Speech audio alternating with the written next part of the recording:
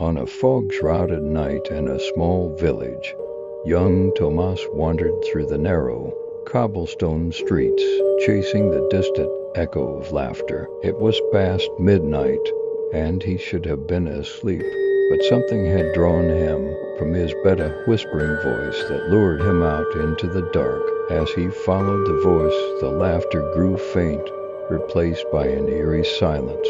The streets twisted and turned, unfamiliar, despite the village being his lifelong home. His breath formed clouds in the cold air as he realized he was lost. The fog thickened, swallowing the street lamps, leaving only shadows that seemed to stretch and writhe with a life of their own. Tomas's heart pounded as he turned a corner, hoping to find something familiar. Instead, he found a narrow alleyway he had never seen before.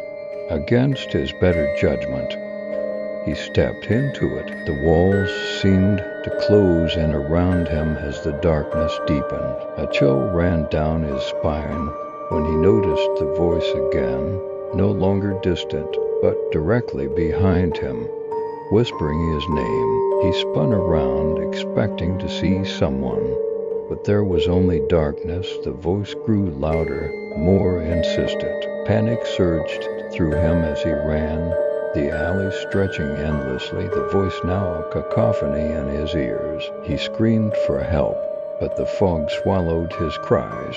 Suddenly, the ground beneath him gave way, and he fell into an abyss of shadows, the voice now cackling with malevolent glee. Tomas tried to scream, but the darkness filled his mouth, his lungs, his mind. The village awoke the next morning, unaware that Tomas was gone lost to a street that no longer existed and a night that would never end.